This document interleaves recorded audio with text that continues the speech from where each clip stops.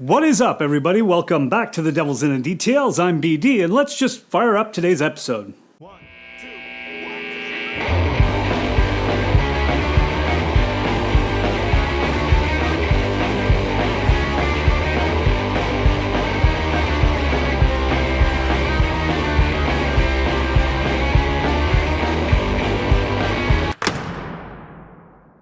The 1970s proved to be a benchmark decade in the development of cinema, both as an art form and as a business. The decade is referred to as the new wave of American cinema. With young filmmakers taking greater risks and restrictions regarding language and sexuality, Hollywood produced some of its most critically acclaimed and financially successful films since its golden age. The films in the 70s came in many different varieties, as the socially conscious directors that emerged in the late 60s grew in very different ways, influenced by music, literature, politics, crime, and war. The birth of the blockbuster horror film, initiated by William Friedkin's The Exorcist, paved the way for subsequent horror thrillers such as Jaws, The Omen, Halloween, and of course, Alien. The script for Alien had been sitting on a desk over at 20th Century Fox for quite a few years. The studio had reservations about making a science fiction horror film, but with the success of Star Wars at the box office, those reservations quickly went away and the script was given a green light. Alien set out to give audiences a nail-biting, suspense-filled thrill ride vibrating with a dark and frightening intensity. The initial concept for the script was written by Dan O'Bannon and Ronald Shusett. Much of O'Bannon's inspiration for Alien came from another science fiction film he had co-written with the extremely versatile film director and cult classic creator, John Carpenter. And after meeting H.R. Giger and seeing his artwork, O'Bannon began to visualize what the art for the film could look like. Hans Rudy Giger was staying while his show was on display in Paris. Giger brings out this little tinfoil. He said, "Would you like some opium?" I said, "Why do you take that?" He said, "I am afraid of my visions." Alien was directed by Ridley Scott. Scott has long been known for his atmospheric, highly concentrated visual style, who frequently showcases memorable imagery regardless of what project he might be working on. For Alien, much of his inspiration for its visual tapestry came from artists such as Moebius and H.R. Giger.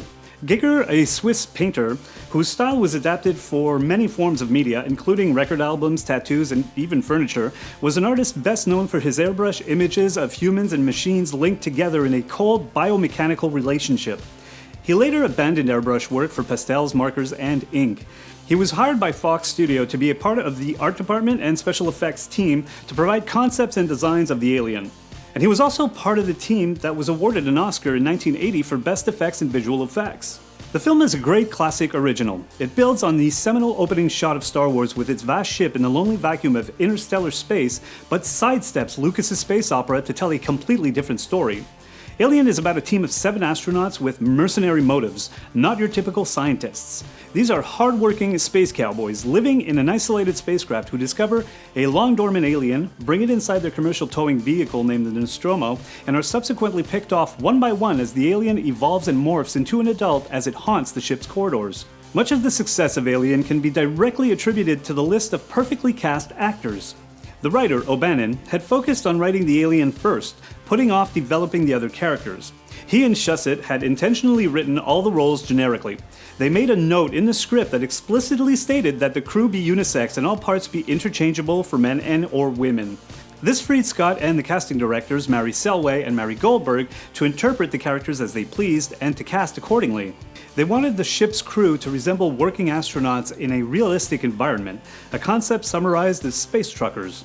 Tom Skerritt, the ship's captain, had been approached early in the film's development but declined as it did not yet have a director and had a very low budget. And about a month later I got a call from England, one of the producers at the time, and told me that Ridley was going to be directing it and that there was a budget that would realize the potential. Veronica Cartwright as Lambert, the Nostromo's navigator. Cartwright had originally read for the role of Ripley and was not informed that she had instead been cast as Lambert until she arrived in London for wardrobe. We'll just start this scene, and then the special effects guy says to me, "Oh, you'll get a little blood on you." I said, "Oh, okay."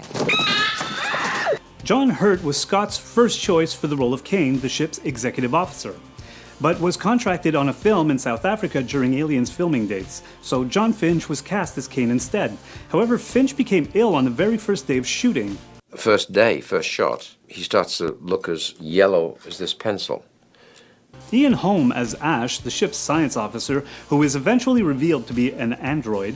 Holm, a character actor who by 1979 had already been in 20 films, was the most experienced actor in the cast.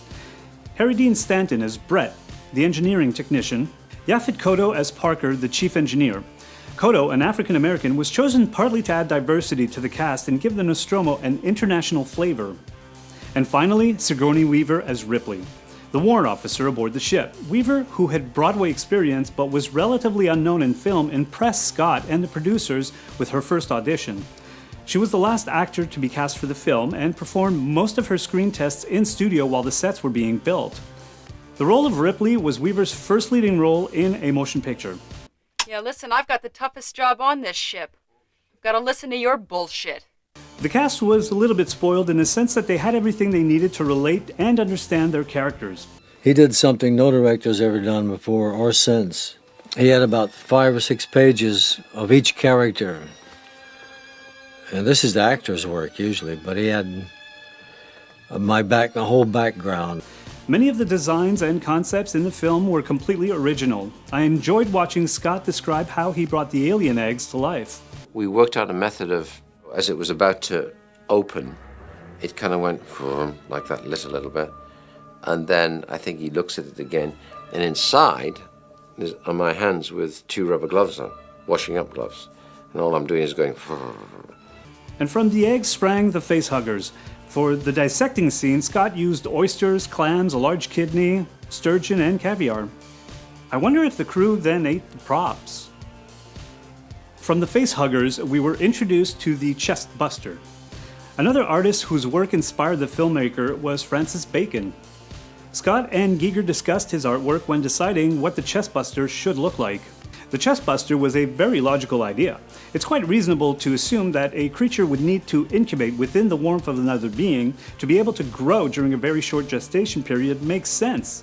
There was a criteria to be followed in the design of the adult alien. They started off with the idea of no scales, no claws, no fangs. I'm not sure if they feel that that was accomplished. The costume itself was built utilizing many different parts, including hoses taken from an old Rolls-Royce and vertebrae from snakes, which were then held together and sculpted using plasticine. The head of the alien was quite a bit more complicated to develop since it had so many different moving parts. The lips had to be able to peel back so the mouth could open, allowing the tongue to slide out. And the tongue itself had another mouth attached to it, which also needed to be able to open and close. Ridley also needed to find someone to wear the creature's suit, someone who could animate the alien. He first looked at circus performers, but he quickly realized that he was looking for an extremely tall and extremely thin person. Bolaji Badejo, whose exact height remains unclear, I've found reports ranging from 6'10" to 7 feet 2 inches. Badejo was hired to play the alien and was sent to Tai Chi and mime classes by the production so that he could slow his movements and unfold himself from a crouched position in a creepy and unnatural manner. The suit also had to be as thin as a contraceptive, but as strong as nylon to be able to withstand the rigors of filming. This was no small task because in 1979 it was nearly impossible to find latex that thin that wouldn't break almost as soon as you tried to bend it or applied any tension or stress to it. When filming The Alien, Scott very much used a Hitchcockian approach. He shot it really tight and only showed the bits the audience really wanted to see, letting our imagination fill in the blanks. One of the great strengths of this film is its pacing. It takes its time, it waits, it allows for silences to create a palpable tension. The set itself, a giant construction with all its corridors and different workspaces, were all connected. This added to the claustrophobic nature of the film, giving the audience an element of feeling cornered from which there is no escape. To be in this set, there were these beautiful, majestic sets where you could roam freely and see the whole world of the film. Scott was able to keep the viewer enthralled throughout the entire film because he evolved the nature and appearance of the creature. It sometimes looked like an octopod or reptilian or even arachnoid. You never quite knew what it looked like or what it could do. The sound, editing, and the score married perfectly to the images showed to the viewer. were all the key elements that kept the audience on the edge of their seats. Alien has been called the most influential of modern action pictures, and it truly is. It's hard to believe that the film will soon be 40 years old, and I'm still astonished at how well it's withstood the test of time. If you haven't watched it in a while, do yourself a favor and grab yourself some popcorn along with the director's cut if you can, and drop me a comment down below. Thanks again for tuning in. Please don't forget to like, share, and subscribe. I love you guys for your continued support. Tip of the hat to our Patreon subscribers. This episode was brought to you by Random Dude. I'll see you guys next week. Here, dinner.